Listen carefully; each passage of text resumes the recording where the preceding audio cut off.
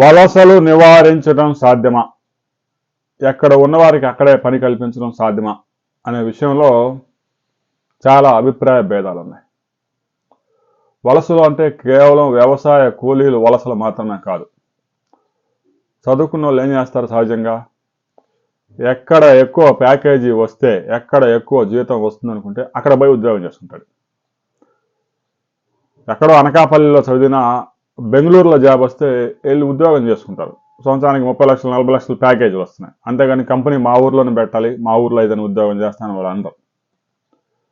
ప్రస్తుతం మార్కెట్లో కూడా అదే నడుస్తూ ఉంది. అటు వ్యవసాయ కూలీలైనా కానీ, చదువుకున్న వారు కానీ, టెక్నికల్ వాళ్ళు కానీ, ఎవరికి ఎక్కడ ఎక్కువ రెమ్యూనరేషన్ ప్యాకేజ్ కూలీ వస్తే అక్కడికి వెళ్ళి పని చేసుకుంటూ ఉన్నారు. అది నేరం కాదు. ఇక రాజకీయ నాయకులు ప్రతి వ్యక్తి చెప్తా ఉంటాడు వలసలను నేను నివారిస్తా అంటాడు. వలసలను నివారించాల్సిన అవసరం లేదు. అన్ని ప్రాంతాల్లో పరిశ్రమలు పెట్టండి. అన్ని ప్రాంతాల్లో పరిశ్రమలు ఉండాలా, పరిశ్రమలన్నీ ఒకే చోట పెట్టాల్సిన అవసరం కూడా లేదు. అయితే వలసలను నివారించడం ఎవరితో సాధ్యమైంది? అమెరికాలోనే వలసలు నివారించలేకపోతా ఉన్నారు. మనిషి ఆశాజీవి, కూలి వ్యక్తి ఇక్కడైతే 400 వస్తుంది అనుకో, నిజామాబాద్ వెళ్తే రోజుకి 800 అంటే అక్కడికి వెళ్తాడు. జాబ్ చేసేవాడు ఇక్కడ హైదరాబాద్లో సంవత్సరానికి 12 లక్షల ప్యాకేజీ, బెంగళూరులో 36 లక్షలు అంటే బెంగళూరు వెళ్తాడు. నష్టమేం లేదు. అంతేగాని వలసలను నివారిస్తాం అనే మాటలో ప్రతి సంవత్సరం రాజకీయ నాయకుల నుంచి వింటూనే ఉన్నాం. వలసలను నివారించడం ఎవరి వల్ల కాదు. ఒక పరిశ్రమ తీసుకొస్తే 2000 మంది 3000 మందిగా మహా అయితే ఉద్యోగాలు ఉపాధి లభించవచ్చు. వలసలు లక్షల్లో ఉంటాయి. మహబూబ్ నగర్లో కూడా గతంలో బాంబాయికి వ్యవసాయ సీజన్ అయిపోగానే పెద్ద ఎత్తున రైళ్ళు బస్సుల్లో బాంబేకి గుంపులు వెళ్ళిపోయేవాళ్ళు. ఇప్పుడు కూడా వెళ్తూనే ఉన్నారు. కేసీఆర్ వచ్చి నేను నెట్టంపాడు, కోయల సాగరు ప్రాజెక్టులన్నీ పూర్తి చేశా, ఇక మహబూబ్ నగర్లో 30 లక్షల ఎకరాల్లో వరి సాగు పండిస్తాను. నువ్వు వరి సాగు పండించినా కూడా ఆ కూలీలు వలసలు ఆగవు. కూలీలు వలసలు కానీ, చదువుకున్న వారి వలసలు కానీ ఆపడము ఎవరి తరం కాదు. రాజకీయ నాయకులు ఊరికి అట్ట ముచ్చట చెప్తా ఉంటారు, వలసలు బంద్ చేస్తాం, ఎక్కడ వాళ్ళకి అక్కడే పని కల్పిస్తాం. ఎక్కడ వాళ్ళకి అక్కడ పని కల్పించడం కాదు. పరిశ్రమలు అన్ని ప్రాంతాల్లో పెట్టండి. ఆ పరిశ్రమలో పనిచేసే వాళ్ళు అక్కడ ఇచ్చే ప్యాకేజీని బట్టి లోకల్ వాళ్ళు పనిచేస్తారా, లేదంటే బీహార్ నుంచి తీసుకొచ్చి, జార్ఖండ్ నుంచి తీసుకొచ్చి పని చేయించుకోవాలనేది డిసైడ్ చేసుకోవాలి. తెలంగాణలో, ఆంధ్రప్రదేశ్లో రైస్ మిల్లుల్లో మూటలు మోసేవాళ్ళు దొరకడం లేదు. తెలంగాణలో నల్గొండలో, మిర్యాలగూడలో రైస్ మిల్లుల్లో పనిచేసేవారు ఎవరు? ఒక్కసారి ఆ మూటలు మోసేవాళ్ళు, బస్తాలు మోసేవాళ్ళు ఎవరు అని మనం పరిశీలిస్తే 96% మంది ఆ ఛత్తీస్గఢ్, జార్ఖండ్ నుంచి వస్తూ ఉన్నారు. ఇక్కడ ఉన్న వాళ్ళు రోజుకి 800 ఇచ్చినా కూడా సరైన అవుట్పుట్ రావడం లేదు.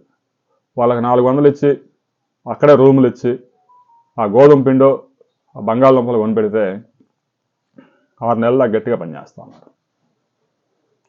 వాళ్ళ రాష్ట్రంతో పోల్చుకుంటే అది వాళ్ళకి ఎక్కువ ప్యాకేజ్. అది వాళ్ళు లేకపోతే ఆ పనులు కూడా జరగవేడు, ఆగిపోతాయి. మోసేవాడు కూడా లేడు.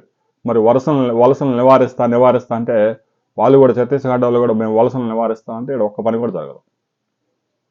నేషనల్ హైవే ప్రాజెక్టు ఎక్కడైనా ఆంధ్రప్రదేశ్, తెలంగాణ ఎక్కడైనా జరుగుతుంటే చూడండి, ఎవడు పని చేస్తున్నాడో ఒకసారి చూడండి.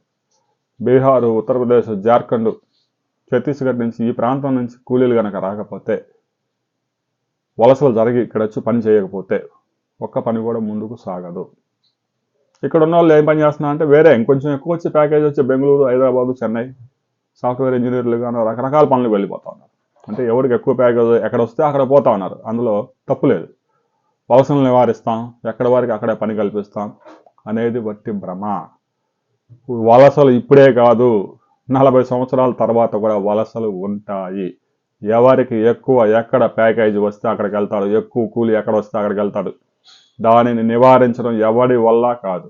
కానీ ప్రతి నియోజకవర్గంలో, ప్రతి జిల్లాలో పరిశ్రమలు పెట్టండి. ఆ పరిశ్రమలో ఇచ్చే ప్యాకేజీలు కొన్ని మాస్ పరిశ్రమలు అయితే రోజుకు 500, 600 ఇస్తారు. పరిశ్రమను బట్టి ఉంటుంది అక్కడ ప్యాకేజ్. ప్రతి పరిశ్రమలో సాఫ్ట్వేర్ ఇంజనీర్కి ఇచ్చినట్టు లక్షల జీతాలు ఇవ్వడం సాధ్యం కాదు. ఎందుకంటే ఆ పరిశ్రమకు వచ్చే ఆదాయాన్ని బట్టే ఆ పరిశ్రమలో జీతాలు ఉంటాయి. రాబోయే రోజుల్లో రాజకీయ నాయకులు వలసలు నివారిస్తాం, ఇంట్లో కూర్చొని పని చేసుకోవచ్చు, ప్రతి ఊళ్ళో పరిశ్రమలు పెడతాం ఇలాంటి మాటలు చెప్తే ప్రజలు నమ్మి నవ్వుకుంటారు. రాబోయే రోజుల్లో వలసలు నివారిస్తాం, అవి నివారిస్తామని ముచ్చట చెప్పొద్దు. పరిశ్రమలు పెట్టండి. అన్ని ప్రాంతాల్లో పరిశ్రమలు వస్తే మంచిది. పనిచేసడానికి ఎవడు వస్తాడు అనేది ఆ పరిశ్రమ ఏ పరిశ్రమో ఆ పరిశ్రమ బట్టి ఆధారపడి ఉంటుంది. కర్నూలులో సెమీ కండక్టర్ ఇండస్ట్రీ పెడితే కర్నూలులో కూలీలు అందరిని తీసుకెళ్లి సెమీ కండక్టర్ ఇండస్ట్రీలో ఉద్యోగం ఇవ్వడం సాధ్యం కాదు. పెట్టే పరిశ్రమను బట్టి ఉపాధి లభిస్తుంది. ఆ పరిశ్రమకు సంబంధించిన నైపుణ్యత ఆ చుట్టుపక్కల ప్రాంతాల్లో ఉంటే వారికి కూడా ఉద్యోగాలు వస్తాయి. రాబోయే రోజుల్లో వలసలు నివారించడం సాధ్యం అవుతుందా కాదా అనే విషయాన్ని మీరు కూడా కామెంట్ చేయండి.